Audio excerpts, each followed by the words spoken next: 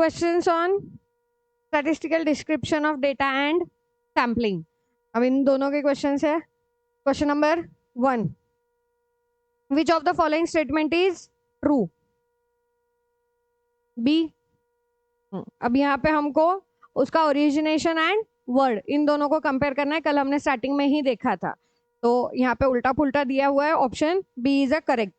In tabulation the source of data is shown in. Source of data हम कहाँ पे लिखते हैं? लास्ट में लिखते हैं, तो footnote.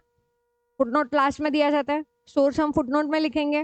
Next, from the following data find the number of class interval if the length is given as a 5। इसमें कैसे आंसर करोगे? सारे निकालते बैठोगे क्या? कितने कितने क्लास इंटरवल्स आएंगे ये सब डिटरमाइन करते बैठोगे क्या क्लास लेंथ से? डायरेक्ट देख के समझता है? कैसे समझता है डायरेक्ट देख के, बता जरा।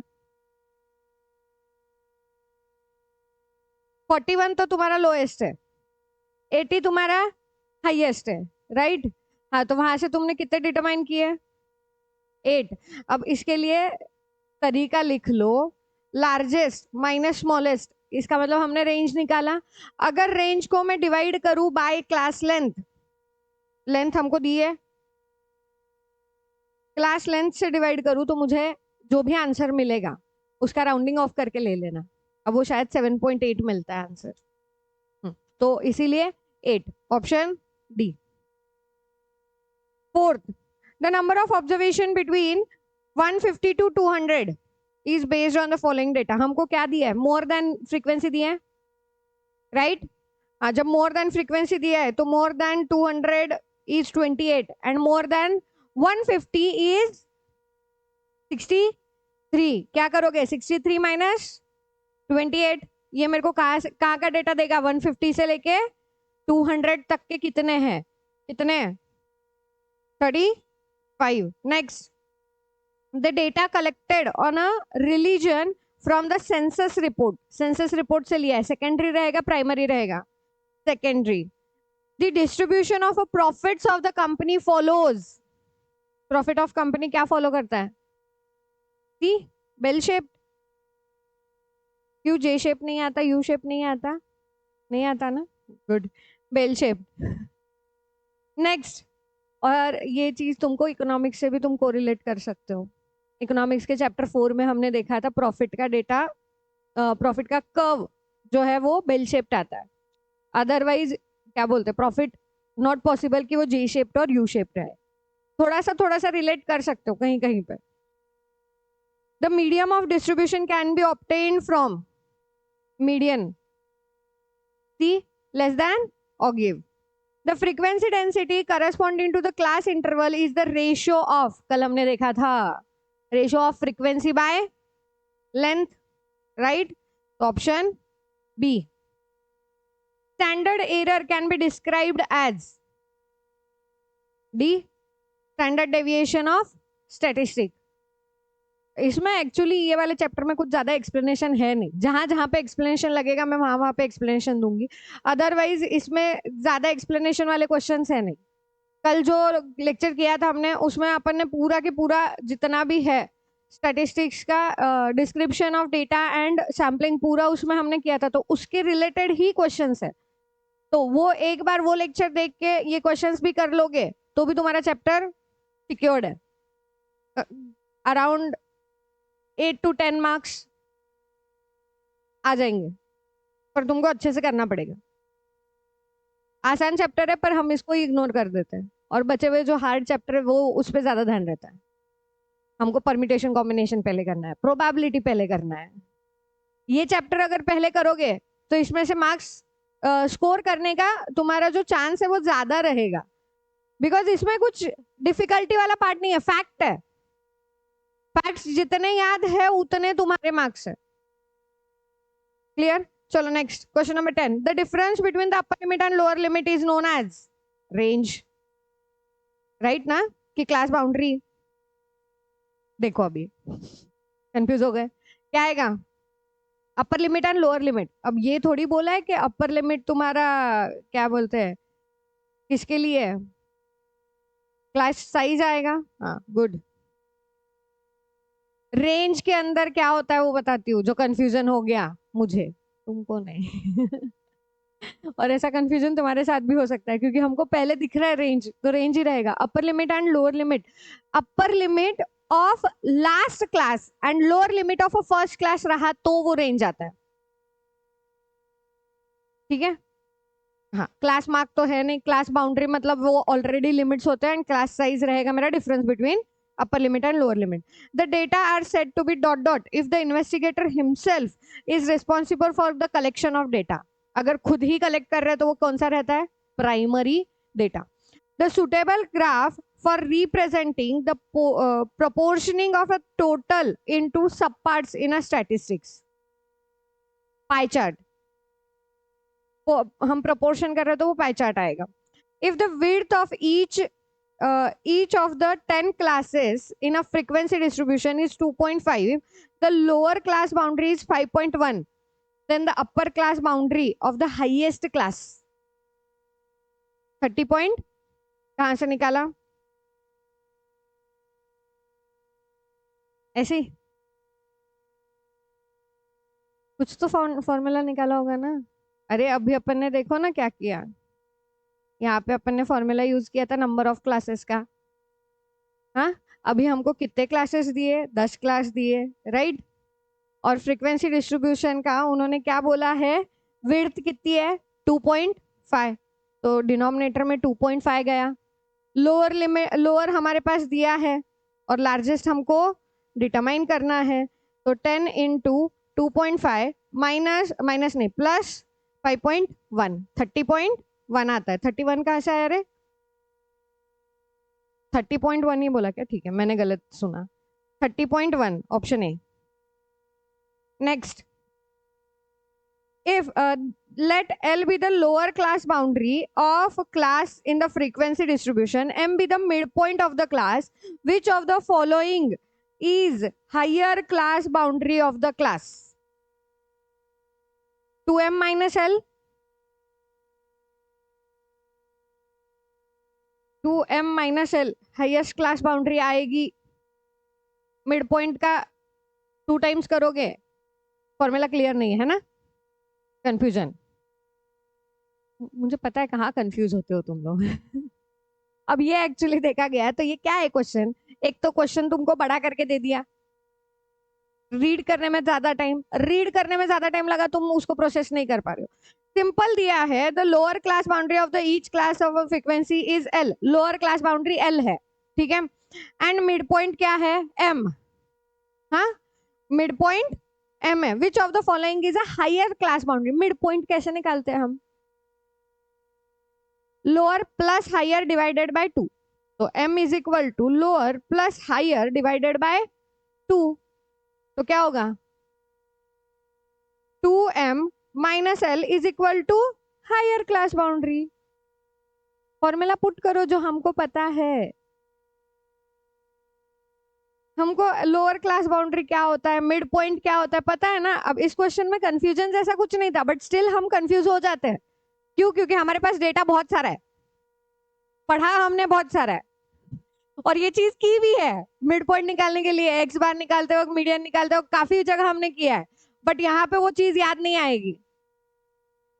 चलो next, an ogive can be prepared in dot dot different ways. कितने वेज में ऑग्यू प्रिपेयर करते हैं? दो, less than, more than. Dot dot is the entire upper part of the table which includes columns and sub column numbers, units measurement. Unit measurement भी आता है, उसको हम क्या बोलेंगे? Box head. गुड। कॉलम है तो box head.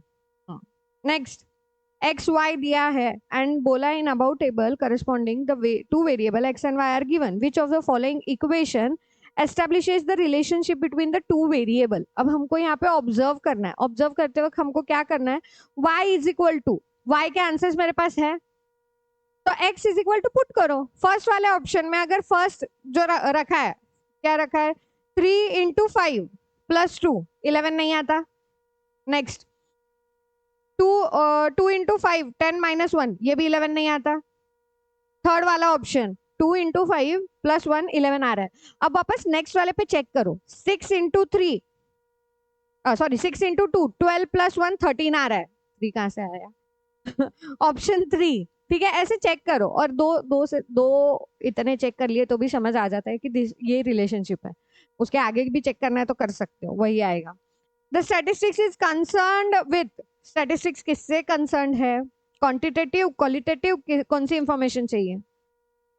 Quantitative only, qualitative नहीं आता? Only quantitative. कितना सोच रहे हो? Only quantitative. स्टैटिस्टिक्स में हम क्वांटिटेटिव देख रहे हैं ना। Stub of a table is dot dot part of the table describing the dot dot. D कि बी? B, D, left.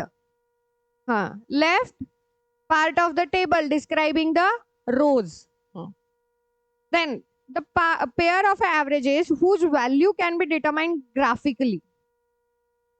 किसकी वैल्यूज हम ग्राफिकली, मीन की वैल्यू हम ग्राफिकली दिखा सकते हैं क्या? नहीं दिखा सकते, तो मीन वाले ऑप्शन वैसे ही हट गए। ऐसे भी जा सकते हो, अगर मुझे पता ही नहीं है किसको दिखा सकते हैं। थोड़ा सा सोचो कि मीन को मैं कैसे दिखाऊं ग्राफ में। मीन तो मेरा एक ही वैल्यू होता है, right? Median is a partition value, तो पार्टीशन वैल्यूज में डिटरमाइन कर सकती हूँ ग्राफ पे। और मोड, मोड तो वैसे ही हाईएस्ट फ्रीक्वेंसी वाला है, तो वो वैसे ही ग्राफ पे दिख जाएगा मुझे, जहां पे मेरा ग्राफ एकदम हाई पॉइंट पे गया है, पर मीन दिख नहीं पाएगा। ठीक है,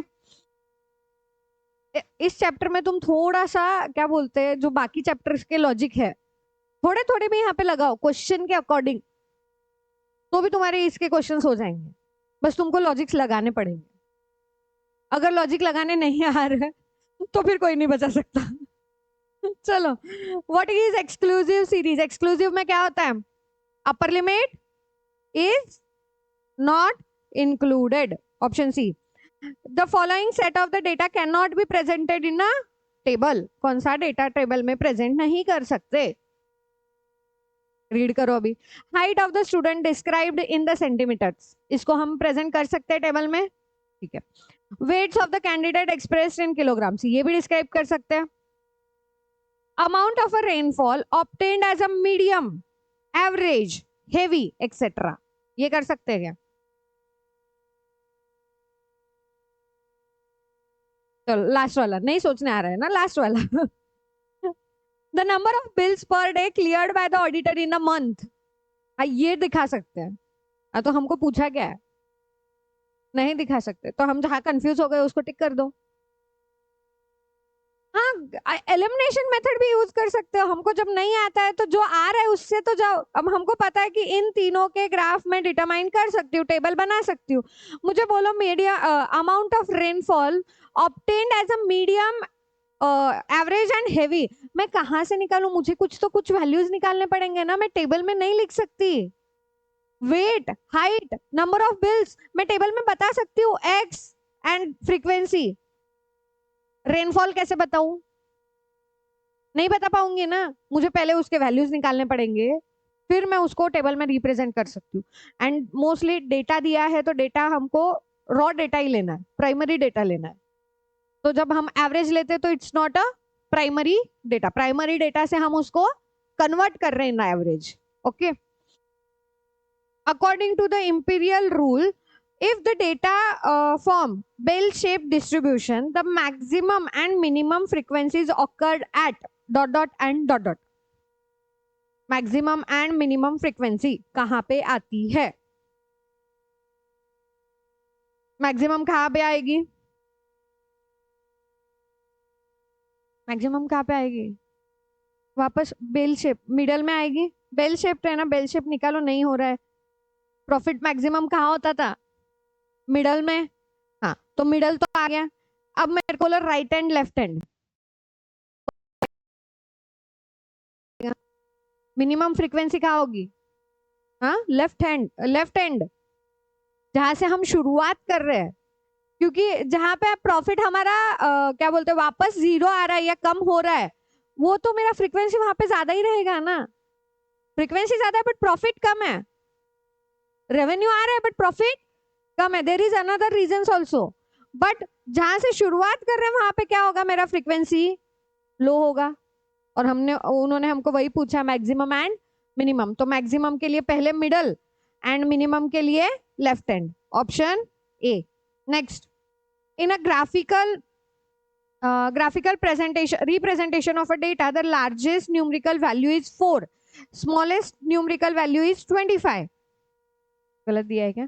If the classes observed are 4, then the class interval, question में गड़बड़ है। हाँ, लार्जेस्ट मेरे हिसाब से 40 होना चाहिए, क्योंकि 4 कैसे आएगा, राइट? 4 लार्जेस्ट, स्मॉलेस्ट 25, ऐसे तो हो नहीं पाएगा। तो 40 माइनस 25 डिवाइडेड बाय कितना है, if the classes desired classes are 4 is equal to 40 minus 25 divided by, इधर कुछ आने वाला है तो डिवाइडेड बाय 4, ये मेरा 3.75 आ रहा है।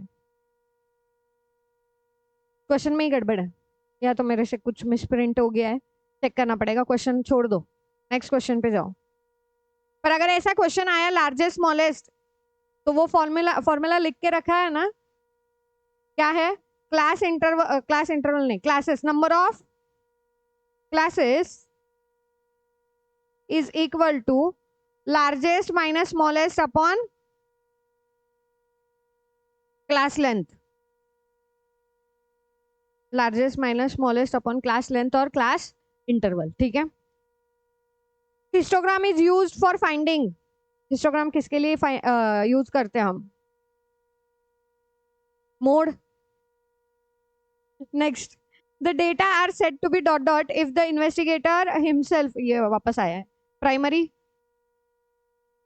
Which of the following is suitable for collective frequency distribution? Cumulative क्या रीड कर रही हूँ मैं, cumulative frequency distribution, cumulative frequency distribution के लिए कौन सा यूज होता है, ऑगिव, गुड।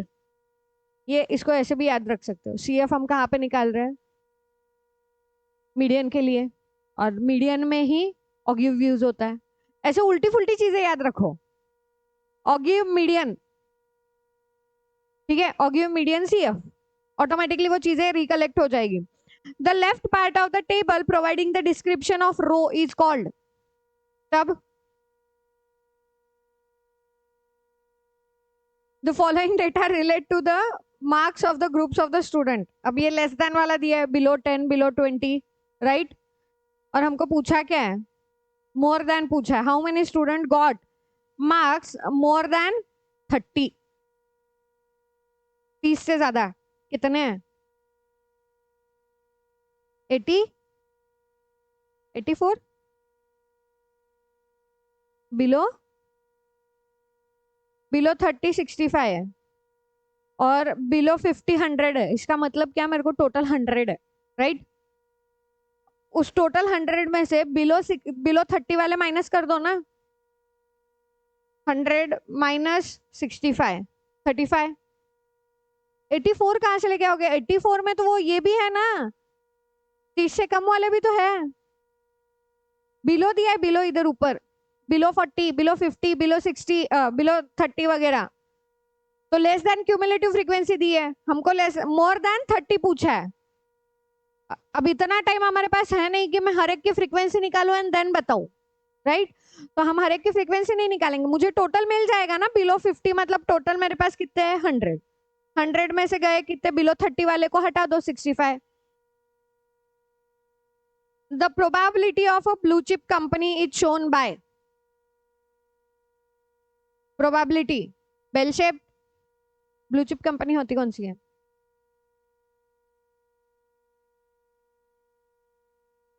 प्रॉफिटेबल्स कंपनी,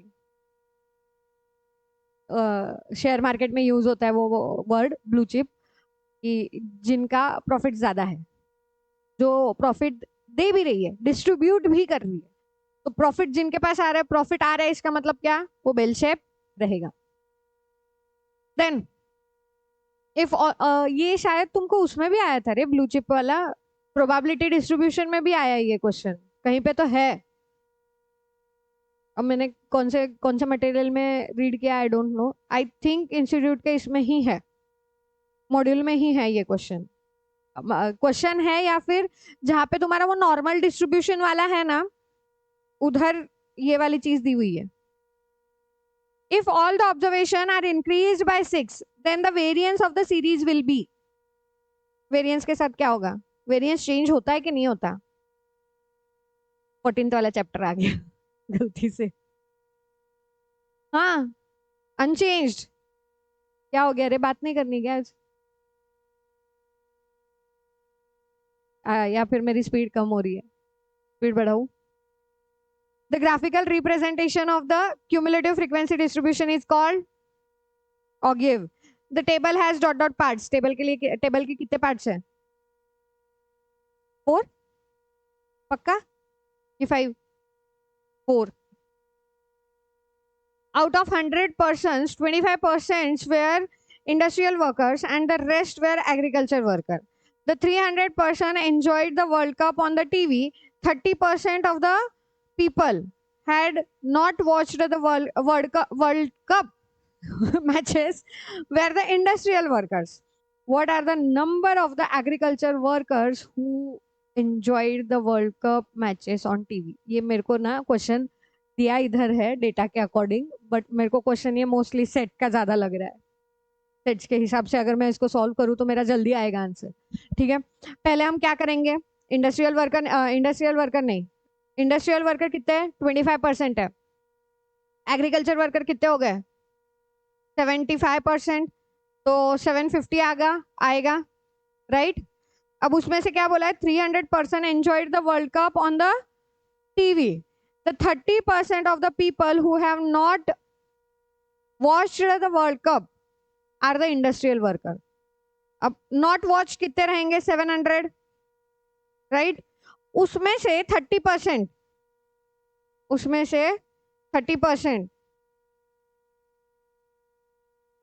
210 कौन है? Industrial workers, right? हाँ, तो बचे हुए कौन से रहेंगे? Agriculture worker, right? हाँ, तो अब मेरे को बोलो एग्रीकल्चर वर्कर कितने हैं जिन्होंने नहीं देखा मैच?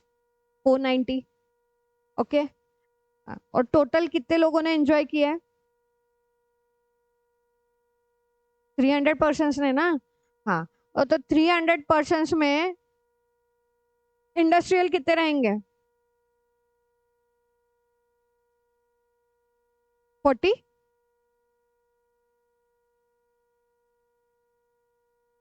क्या आता है? हाँ, 260 आता है, बराबर है रे। तू लाई कैसे वो बता।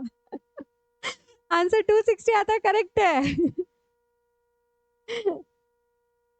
अब देखो, यहां से जा सकते हो तुम। 300 पर्सन एंजॉयड, उसमें से 30% of the people who have not watch the matches are industrial workers.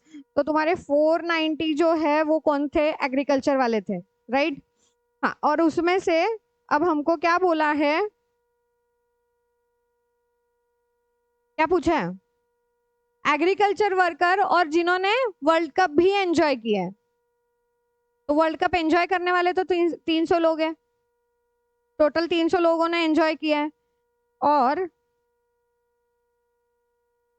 अगर 30% इंडस्ट्रियल है तो 300 में 300 के अंदर 70% कौन रहेंगे? नहीं नहीं नहीं, 300 के अंदर 70% मत लो, वेट। टोटल, हाँ टोटल है। किस में से? 700 में से? 700 में से, हाँ, 750 में से 490 माइनस करो, 260 आता है। टोटल में से ले लो, टोटल एग्रीकल्चर वर्कर्स, उसमें से ले लो। टोटल एग्रीकल्चर वर्कर मेरे 750 थे, उसमें से 490 माइनस कर दो, तुमको मिल जाएंगे 260। The column headings of the table are known as, कौन सा? टॉप की box head? Column headings, column headings क्या आएगा? Box head. अरे पहले ऊपर भी आया रे, कॉलम्स के लिए बॉक्स हेड, रोज के लिए स्टब। भूल क्यों जाते हो अचानक से कि कंफ्यूज हो जाते हो? Arrange the dimensions of the bar diagram, cube diagram and pi diagram in a sequence. नहीं, 1 2 3।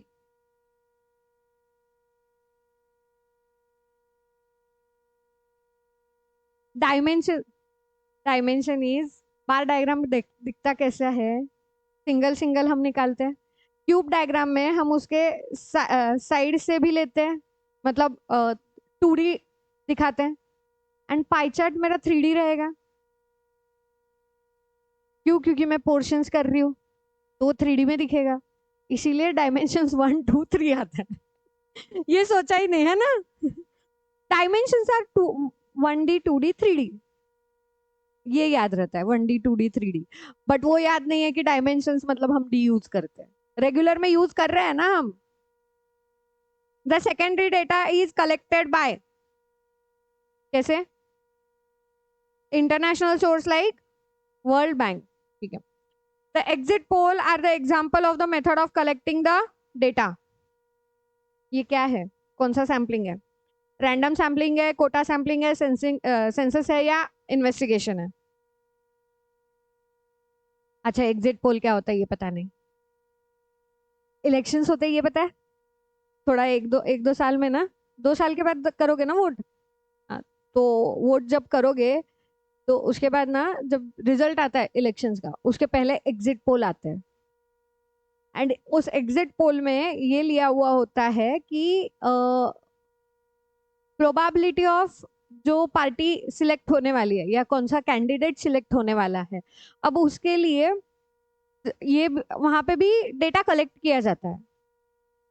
अब वो तुम रैंडम सैम्पलिंग करोगे एग्जिट पोल के लिए या कोटा सैम्पलिंग करोगे? एग्जिट पोल मतलब अब सपोज इधर जितने भी लोग बैठे हैं उन्होंने सबने ये दिया, वोटिंग दिया। उसके बाद अगर मैं हर एक के पास जाके पूछूंगी कि आपने किसको वोट दिया, किसको वोट दिया, किसको वोट दिया, तो वो मेरे को बताएंगे कि हमने किसको दिया है, राइट? तो अब पॉसिबल है क्या लाखों लोग एक साथ वोट कर रहे हैं तो हर लाख के लाख लोगों के पास हम जाए और पूछे और फिर एग्जिट पोल निकाले? नहीं ना। Exit pole is only prediction कि कौन जीतेगा। अब अगली बार जब भी कोई भी इसके इलेक्शंस होंगे, लोकसभा के हो, राज्यसभा के हो, थोड़ा सा देख लेना। एग्जिट पोल एक दो दिन पहले, एक दो दिन क्या है, हाँ, एग्जिट पोल मोस्टली 2 3 दिन पहले से शुरू हो जाते हैं न्यूज चैनल्स पे कि एग्जिट पोल का ये है कि ये कैंडिडेट जीतेगा, ये कैंडिडेट हारेगा, या फिर ऐसा होगा। एंड एक्चुअल रिजल्ट कुछ और हो सकता है, बिकॉज वहां पे हम सैम्पलिंग कर रहे हैं ना। कल हमने देखा सैम्पलिंग इज नॉट एग्जैक्ट, मेरे को आंसर नहीं मिलने वाला, देयर शुड बी एरर। तो यहाँ पे जब एग्जिट पोल लिया जाता है तो ये कोटा सैम्पलिंग से लिया जाता है। इट इज नॉट पॉसिबल कि तुम हर एरिया में जाके हर एक लोगों को पूछो। तो वो जितने एरिया है, अगर स्टेट का हुआ है तो स्टेट में से कुछ, हर एक क्या बोलते हैं, हर एक डिस्ट्रिक्ट में से कुछ कुछ लोगों को वो पूछेंगे। तो कोटा कलेक्ट किया जाता है एंड कोटा सैम्पलिंग से यूज किया जाता है, ठीक है। चलो next, the distribution of the computers, नहीं, commuters coming to the metro station from early morning hours to peak morning hours follows. Bell shape, J shape या यू शेप? अब ये भी नहीं समझा है ना, तुमको वर्ड्स ही नहीं समझे। जे शेप्ड आएगा, बढ़ते बढ़ते जाएंगे ना, और फिर उसके बाद क्या होगा? फिर वापस से बेल बन जाएगा, तो फिर बेल शेप लिखना।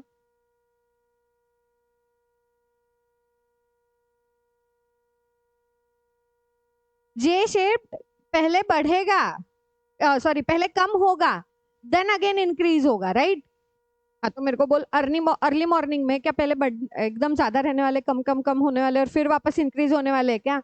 नहीं ना, ये डायरेक्टली जाएगा ना अपवर्ड ग्राफ, एंड देन एक बार पीक वाला पीरियड आ गया कि उसके बाद वापस डाउन हो जाएंगे, तो bell shape. The series in the frequency are continuously added corresponding to each of the class interval in the series. क्या बोलते हैं हम इसको? Cumulative frequency series, option B. The ogive can be use for making, ogive किसके लिए use करेंगे हम? Group frequency. Next, the numerical data presented in descriptive form is called textual presentation. What type of a data is most appropriate in representing for representing using the pie chart? Pie chart के लिए कौन सा data रहेगा? Categorized. Next, in class interval of certain data, the first class boundary is, क्या करेंगे हम इसको?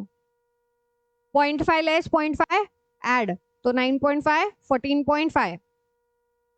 What is the purpose of a stratified random sampling? Stratified random sampling का purpose क्या होता है? Divide the group into the subgroup and then do the sampling. So divide the population into the subgroup and then randomly sample from the each group. अब वो read करना पड़ेगा तुमको सारे। मैं तो यहाँ पे मैं बोल दी डिवाइड है, ऑप्शन बी में जा रहा है, नहीं तो तुमको हर एक चीज में देखना पड़ेगा। टू इंश्योर एवरी इंडिविजुअल तो तुम्हारा स्ट्रेटिफाइड में नहीं आता। एवरी इंडिविजुअल कहाँ पे आएगा? रैंडम सैम्पलिंग में आएगा। Then to select the individual based on their availability and convenience. Availability and convenience के हिसाब से जा रहे हैं, मतलब हमने उसको क्या किया है? बायस्ड वे में जा रहे हैं, तो वो सिस्टमैटिक नहीं है। फिर the select fix percentage of a population without any specific criteria. Specific criteria नहीं ले रहे तो वो वैसे ही स्ट्रेटिफाइड नहीं रहेगा। The number of times a particular item occur in a class interval is called frequency. तो ogive is a graphical presentation of cumulative frequency distribution. From the following data, the cumulative frequency of 20 to 30, 20 to 30 के लिए क्या करना पड़ेगा? 4 plus 6 plus 20. Cumulative frequency कितनी आई? 30. The histogram can be shown as rectangle. Dot dot are the series in a series is a continuous. कौन सी series continuous होती है? Exclusive. Ogive graph is used for finding all partition values दिखा के Ogive. Median, quartile, decile, percentile. Histogram is used to determine graphically the value of arithmetic mean, mode, median. क्या? Mode. The data are said to be dot dot if the investigator. ये कितने बार question डाल दिया है मैंने? Primary data mix क्यों? हाँ 3 बार डाल दिया। हाँ वही तो बोल रही हूँ। The suitable graph for representing the, ये भी 2 बार आ गया, pie chart. Out of these, last में शायद मैंने चेक नहीं किए क्वेश्चंस की रिपीट हो गए। Out of these which is not a probability sampling. कौन सा प्रोबेबिलिटी सैम्पलिंग नहीं है? सिंपल रैंडम कि quota? Quota sampling is not a probability sampling. बाकी सब में हम प्रोबेबिलिटीज डिटरमाइन करते हैं। Next, which of the with increase in a sample size the error also. Sample size बढ़ गया, एरर क्या होगा? इंक्रीज होगा या डिक्रीज होगा? इंक्रीज होगा। सैंपल साइज बढ़ने के बाद एरर इंक्रीज होगा कि डिक्रीज होगा? एरर क्या होता है? एरर मतलब क्या? हाँ फिर एरर मतलब मिस्टेक्स कम होंगे ना। सैंपल साइज अगर ज्यादा है तो मेरा एरर कम होगा, डिक्रीज होगा, उसको इंक्रीज क्यों बोल रहे हो? Sampling can be described as a statistical procedure.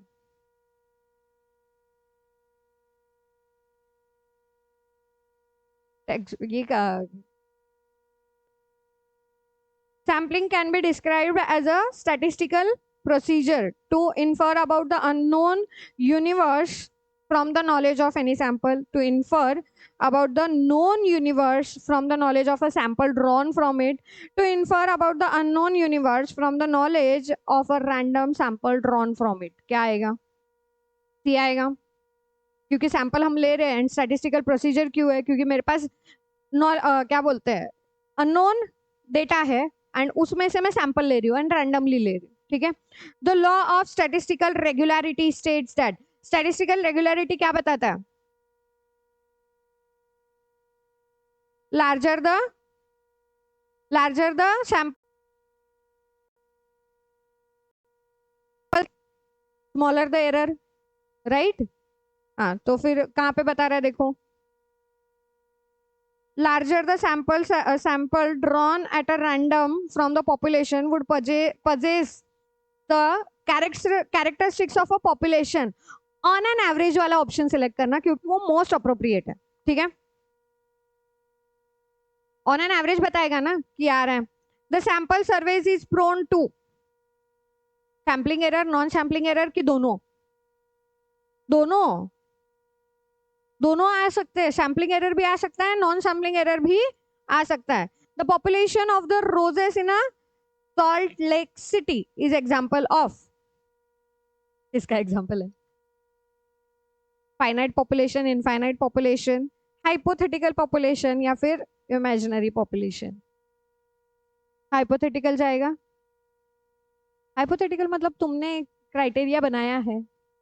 Finite population क्या है? जहां पे मुझे पता है कि इतने ही पॉपुलेशन में लोग आएंगे।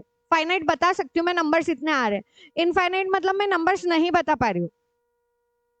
एंड हाइपोथेटिकल पॉपुलेशन इज हमने क्रिएट की है कि ये ऐसा कुछ हो सकता है। एंड इमेजिनरी इज, वो तो वैसे इमेजिनेशन है। तो क्या आएगा? हाइपोथेटिकल पक्का। The statistical decisions about the unknown universe is taken on the basis of, किसके बेसिस पे लेंगे?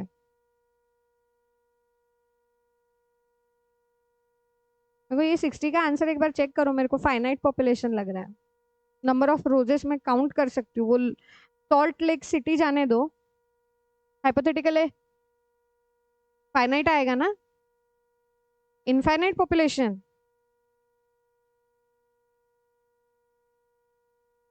ठीक है। रोजेस में कितने काउंट करूंगी? इनफाइनाइट पॉपुलेशन, हाइपोथेटिकल नहीं जाएगा ये। तुमने वो बस सॉल्ट लेक सुन के उसको हाइपोथेटिकल बना दिया। वो क्वेश्चन इसीलिए अटक रही थी मैं, वो नेक्स्ट क्वेश्चन पढ़ते पढ़ते भी ध्यान 60 पे जा रहा है क्या तो गड़बड़ हुई है।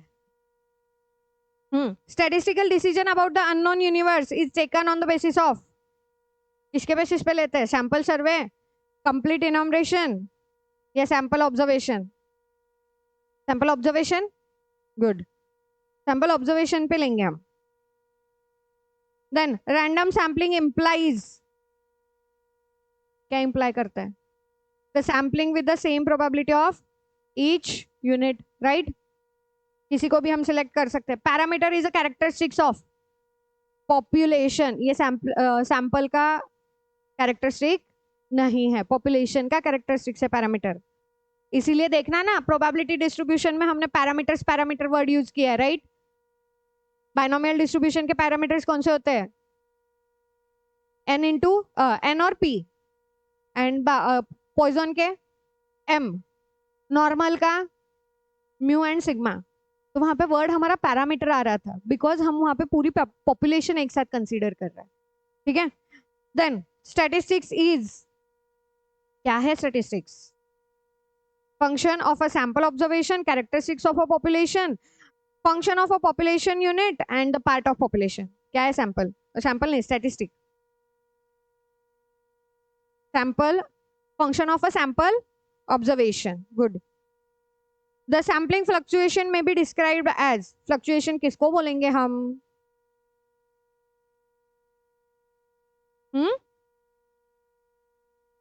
किसको बोलेंगे? वेरिएशन। इतना तो क्लियर है कि वेरिएशन आएगा। हाँ, अब वेरिएशन किस में आएगा? सैम्पलिंग में आएगा कि ऑब्जर्वेशन में आएगा या फिर स्टैटिस्टिक्स के वैल्यूएशन में आएगा? सैम्पलिंग फ्लक्चुएशन बोला है। Variation in values of statistic, statistic के इसमें जो वेरिएशन आएगा उसको हम बोलेंगे sampling fluctuation. Then sampling distribution, sampling distribution क्या होगा? Probability distribution of statistics, right. The standard error is described as, standard error किसको बोलेंगे हम? Standard deviation of statistics. The measure of a precision obtained by sampling is given by.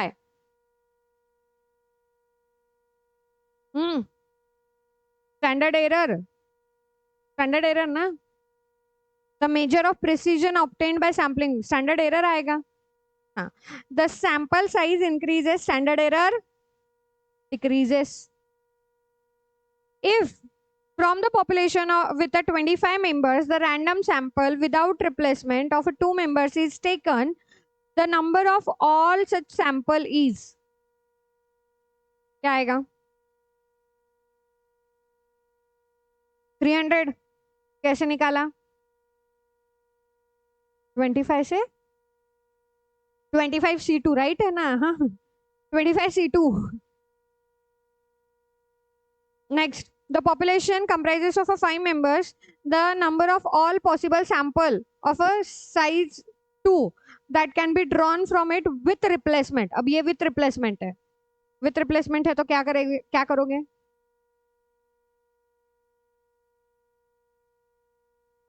5 का square. यहाँ पे directly with replacement में 5 का square. कितने बार कितने सैंपल साइज लेने हैं एंड एन कितना है, एन रेज टू जो भी सैंपल साइज रहेगा तो 25 आएगा. The sample simple random sampling is very effective if population कैसे है? हाँ, पॉपुलेशन बहुत ज्यादा चेंज वाला हेट्रोजीनियस है या क्या बोलते हैं सेम है, पार्टीशन वैल्यूज के हिसाब से आ रहा है. Simple random sampling. Heterogeneous and not very large. Heterogeneous तो चल, not a heterogeneous. Simple random sampling में हेट्रोजीनियस नहीं है तब आएगा. नॉट मच हेट्रोजीनियस बोला है. ऑप्शन रीड करो. Population is not very large. Simple random sampling मतलब सबका चांस आना चाहिए, राइट? जब सबका चांस आना चाहिए तो मेरे को सिलेक्ट करने के लिए मेरे पास कम होने चाहिए ना, तो मैं सिलेक्ट कर पाऊंगी. तो सिंपल रैंडम सैम्पलिंग के लिए population is not very large and population is not much heterogeneous. बहुत ज्यादा डिफरेंस नहीं होना चाहिए. तो option D, simple random sampling is, option B है इसका, नॉट वेरी.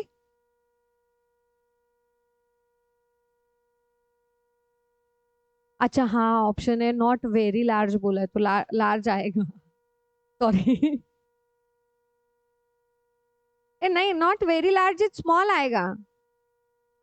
हाँ, तो स्मॉल नहीं ना, स्मॉल में अपन सिंपल रैंडम सैम्पलिंग ज्यादा यूज नहीं कर पाएंगे ना, क्योंकि मेरे पास नंबर ऑफ ऑब्जर्वेशन ही कम हो गए.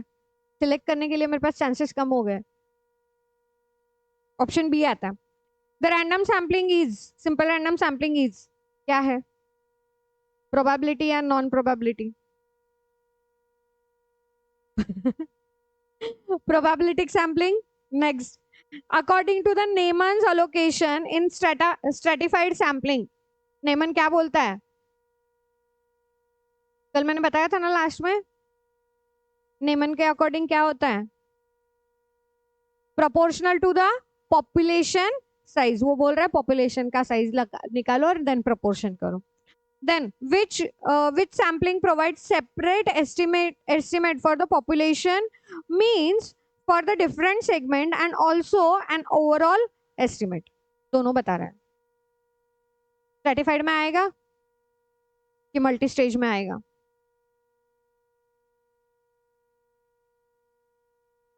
Which sampling provides separate estimate for the population means all different segment and also overall estimate. Stratified में आएगा? Good. Which of the sampling adds flexibility to the sampling process? ये multi stage है क्योंकि इसमें मैं कभी भी चेंज कर सकती हूँ. मेरा जो भी सैम्पलिंग है, सैम्पलिंग का कोई भी मेथड कभी भी चेंज कर सकती हूँ. Which sampling is affected most if the sampling frame contains undetected periodicity?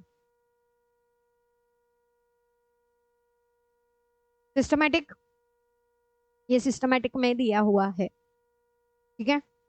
Next, which sampling is subjected to description of a sampler? Purposive,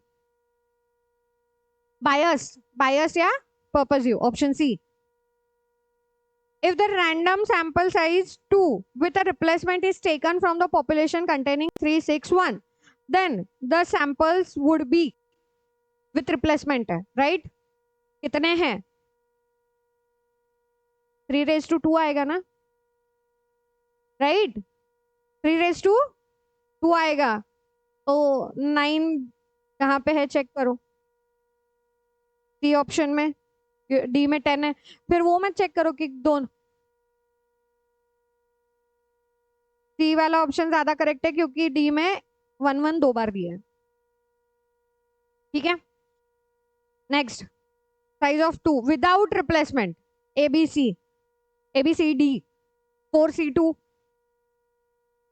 और वो नहीं करना है तो तुम कर सकते हो AB BA AC CA फिर AD DA, बचा क्या फिर?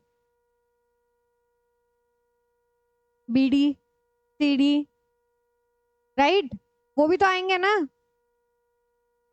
और विदाउट रिप्लेसमेंट है तो AB and BA AC and CA ये सेम ही हो गया, ऑप्शन डी। क्लियर, सिंपल सा चैप्टर है। कौन से वाले का क्वेश्चन बोल?